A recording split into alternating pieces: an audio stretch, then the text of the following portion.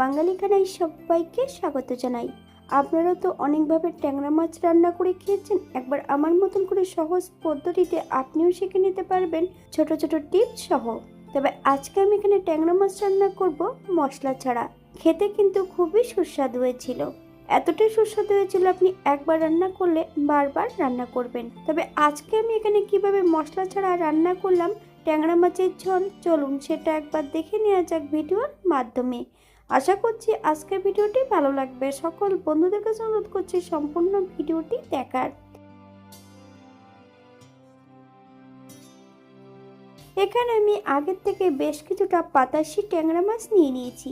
এই ট্যাংরা মাছগুলোকে কেটে ধুয়ে পরিষ্কার করে রেখেছি।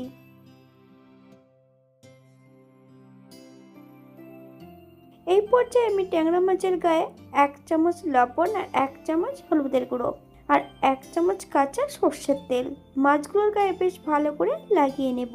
5 থেকে 7 মিনিটের জন্য মাছগুলোকে রেস্টে রেখে দেব। আপনাদের হাতে যদি সময় থাকে আপনারা বেশি সময় রেখে দিতে পারেন।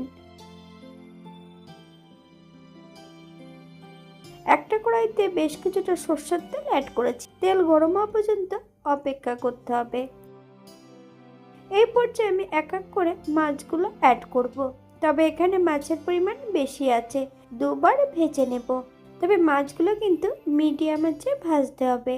বাঙালি রান্না ঘরোয়া উপকরণ দিয়ে আপনাদের যদি রান্নাগুলো পছন্দ হয় তাহলে চ্যানেলটি সাবস্ক্রাইব করে দিয়ে পাশে থাকবেন। পাশে থাকা বেলটি বাজিয়ে দেবেন, নইলে নিত্য নতুন রান্নার নোটিফিকেশন পাবেন না। আমার এই চ্যানেলে আমিষ, নিরামিষ এবং বিভিন্ন ধরনের মাছের রেসিপি দেওয়া আছে।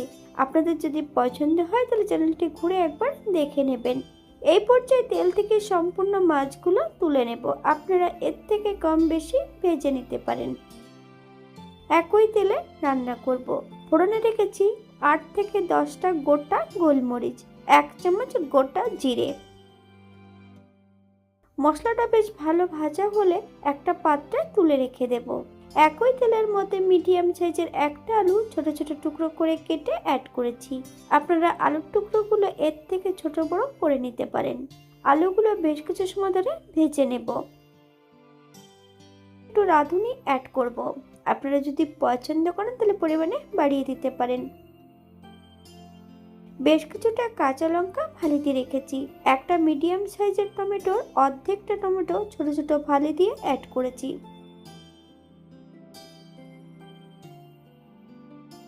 এই পর্যায়ে আমি গ্রেভির জন্য 2 কাপ জল অ্যাড করব। আপনাদের যতটা গ্রেভির প্রয়োজন আপনারা ততটা জল অ্যাড করতে পারেন।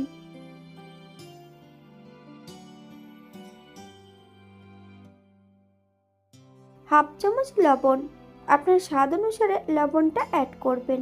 হাফ চামচ হলুদের গুঁড়ো, আপনারা যদি কাশ্মীরি লঙ্কার গুঁড়ো পছন্দ করেন তাহলে অ্যাড করতে পারেন।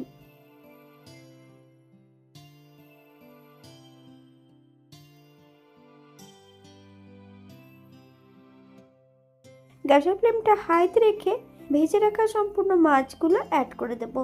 তবে মাছগুলো অ্যাড করার আগে একবার চেক করে নিতে হবে যে আলুগুলো সেদ্ধ হয়েছে কিনা।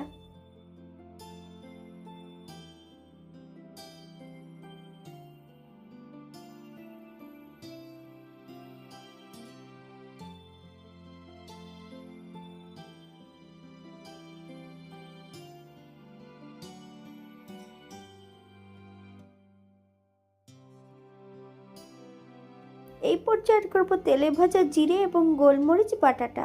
হালকা হাতে নেড়ে 3 থেকে 4 মিনিটের মতন রান্না করে নেব।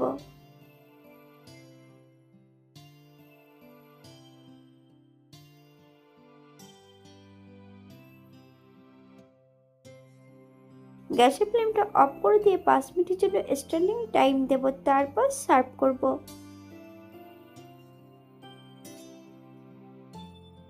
এটা দেখতে যেমন ভারী সুন্দর হয়েছিল, এটা গরম ভাতে খেতে কিন্তু অসম্ভব ভালো হয়েছিল। আমি এখানে যে উপকরণগুলো অ্যাড করেছি আপনারা এর থেকে কম বেশি করে নিতে পারেন। আপনারা যদি পেঁয়াজ রসুন বা অন্যান্য মশলা যদি পছন্দ করেন তাহলে অ্যাড করতে পারেন।